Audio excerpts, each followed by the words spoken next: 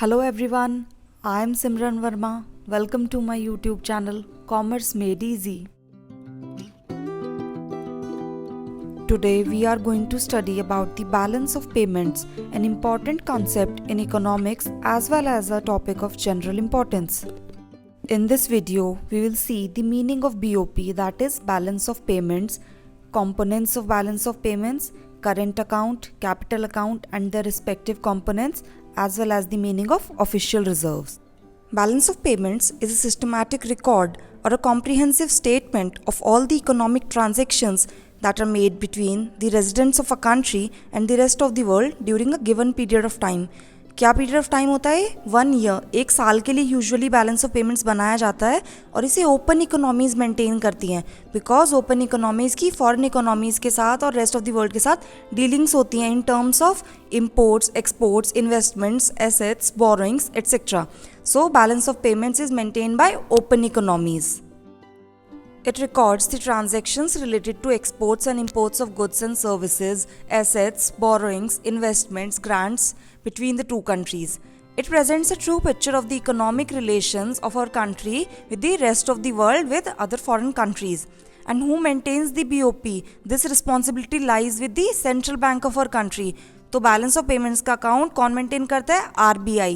RBI maintains BOP in order to oversee our country's financial condition and to ensure good economic relations of our country with the rest of the world. Components of BOP, balance of payments में दो major accounts maintain किए जाते हैं. Current account for short-term transactions related to exports and imports of goods and services, etc. and capital account for long-term transactions related to assets, investments, borrowings, etc. Apart from it, there is also an official reserves account. Now let's see all of these in detail. Current account, it is the record of trade in goods and services, that is imports and exports of goods and services and transfer payments that take place between the two countries. Components of current account में तीन major components होते हैं: visible trade, trade in services and unilateral transfers. Visible trade includes the exports and imports of tangible goods and products. तो जिन goods को, जिन products को हम touch कर सकते हैं, देख सकते हैं, वो सब आते हैं विजिबल ट्रेड के under. Trade in services, it is also known as invisible trade because it includes the products that we cannot see and touch. It includes factor income, that is net international earnings on factors of production. हमारे factors of production क्या होते हैं? Land, labor, capital. इन सब पे जो earning होती है वो factor income के अंदर आती है. And non-factor income includes other services like shipping, banking, insurance, tourism, etc. तो ये सब हमारा trade in services के अंदर आता है. Apart from it, there is unilateral transfers, that is gifts, remittances या grants जो हमारी country receive करती है, provide करती है other countries को. So current account includes visible trade, trade in services and unilateral transfers between the two countries. Balance on current account. अब हमारे करंट अकाउंट का बैलेंस या तो सरप्लस हो सकता है या डेफिसिट हो सकता है या फिर हमारा अकाउंट बैलेंस्ड भी हो सकता है. तो फर्स्ट केस देख लेते हैं. हमारा करंट अकाउंट सरप्लस में कब होता है? व्हेन द रसीट्स मतलब हमारी इनकम किस चीज़ से आती है? जो हम एक्सपोर्ट्स करते हैं गुड्स एंड सर्विसेज के to the rest of the world, उनसे जो हमारी रसीट्स हैं या फिर जो हमने ट्रांसफ़र पेमेंट्स रिसीव किए हैं फॉरेन कंट्रीज से, वो हमारी पेमेंट्स जो हमने मेड किए हैं किसके लिए? फॉर इम्पोर्ट्स, वो उस सबसे ज़्यादा है हमारी receipts, then the balance will be surplus. लेकिन अगर हमारी रसीट्स कम हैं, हमने पेमेंट ज़्यादा करी हैं दूसरी कंट्री को, इम्पोर्ट ज़्यादा करे हैं या ट्रांसफ़र पेमेंट ज़्यादा करी हैं, then the current account will have deficit balance. And अगर हमारी रसीट्स और पेमेंट्स दोनों इक्वल हैं, ये रेयर केस होगा लेकिन हो सकता है कि हमने जितने इम्पोर्ट्स किए हैं उतने एक्सपोर्ट्स किए हैं और हमारी ट्रांसफ़र पेमेंट्स भी इक्वल हैं, then the current account will be balanced. Capital account, it is the record of all the international transactions of assets. These assets can be in the form of money, stocks, bonds, government debt.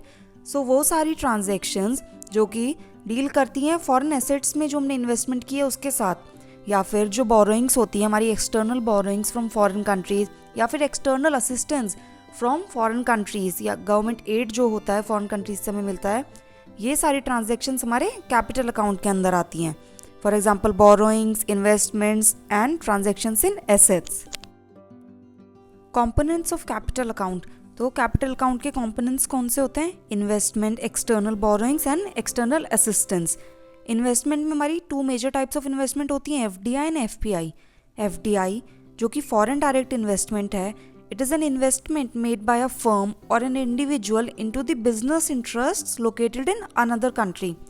तो FDI किस में की जाती है? Foreign direct investment other countries के business interest में, यानी कि फिजिकल एसेट्स में जो इन्वेस्टमेंट होती है उसे FDI कहते हैं। And FPI foreign portfolio investment, it refers to the investment made in securities और other financial assets issued in another country. तो दूसरी कंट्रीज़ की कंपनीज के स्टॉक में, सिक्योरिटीज़ में, यानी कि फाइनेंशियल एसेट्स में इन्वेस्टमेंट करना हमारे FPI के अंडर आता है।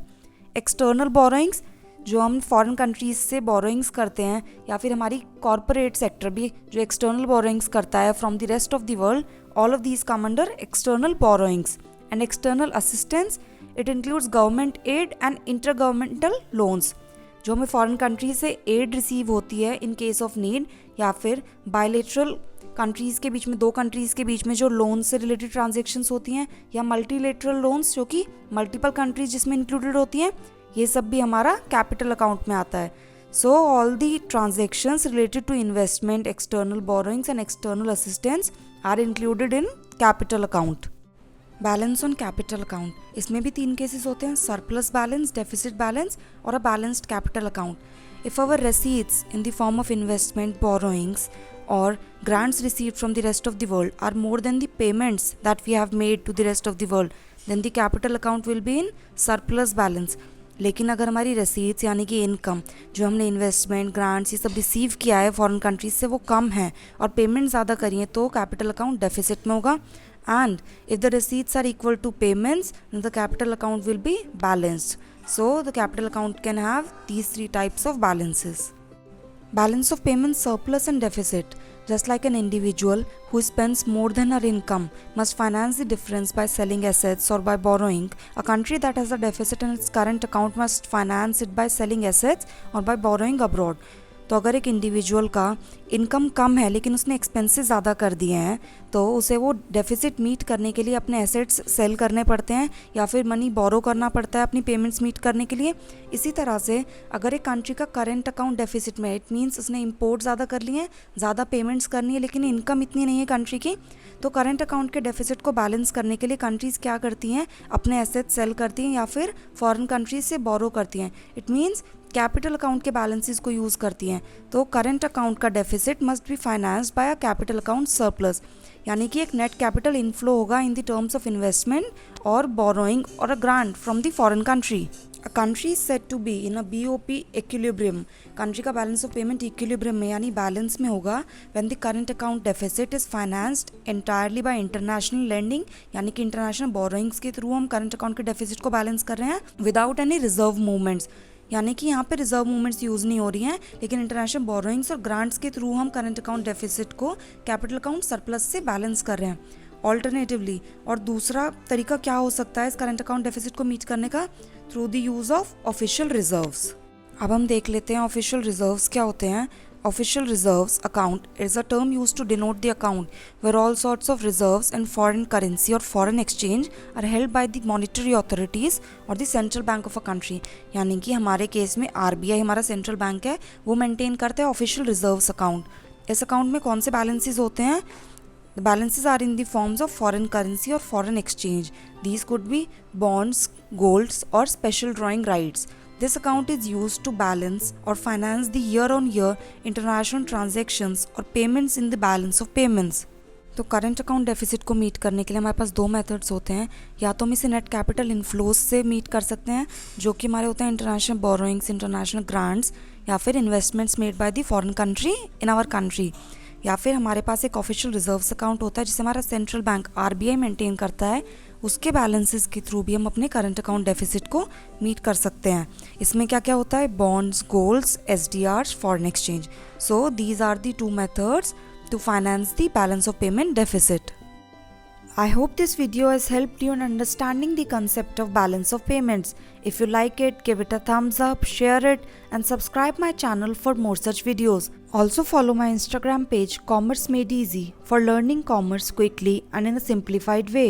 Please find the link in the description box. Thanks for watching and supporting my work. Have a good day. See you in the next video.